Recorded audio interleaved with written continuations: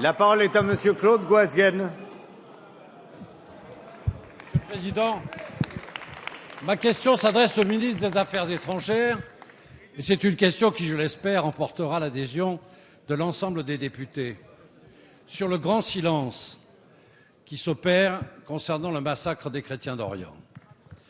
J'avais posé cette question le 2 octobre et il faut bien constater que depuis, peu de choses ont été réalisées par notre gouvernement, mais aussi par les démocraties occidentales. Or, la situation s'est aggravée, incontestablement. En Syrie, hélas, les images d'Internet nous donnent une vision des choix dramatiques qui sont faits aux chrétiens d'Orient, dont je vous rappelle qu'ils ne sont pas partie prenante au conflit qui oppose les sunnites, les chiites et les alaouites. Les chrétiens sont un facteur de paix au Moyen-Orient et ce sont eux qui subissent en réalité les méfaits de la crise et de la guerre.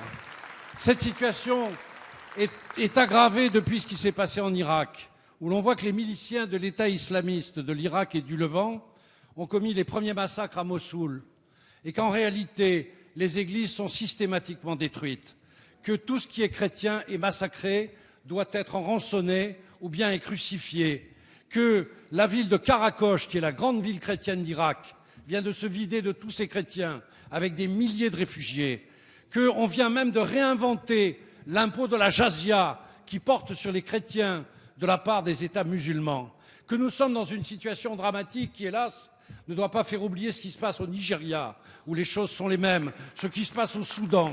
Il y a un moment où on se demande si véritablement il y a encore un article de la Déclaration universelle des droits de l'homme qui prévoit le soutien aux minorités religieuses devant le silence des démocraties occidentales. Monsieur le ministre, est-ce qu'on peut accepter longtemps qu'il n'y ait pas une résolution, au moins à l'ONU, venant de la France, pour dire que les chrétiens d'Orient, c'est le sort de la liberté et aussi de la tolérance. Merci. La parole est à Monsieur le Premier ministre Manuel Valls. Monsieur le Président, Monsieur Goasguen, vous avez raison.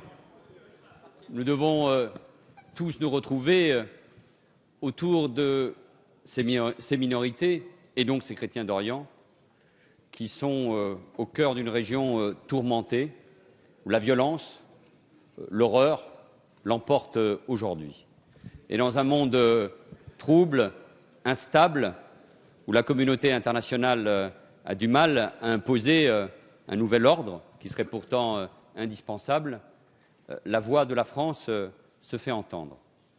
Je veux rappeler combien les initiatives ont été fortes depuis plusieurs années, je veux le rappeler, sur la question de la Syrie.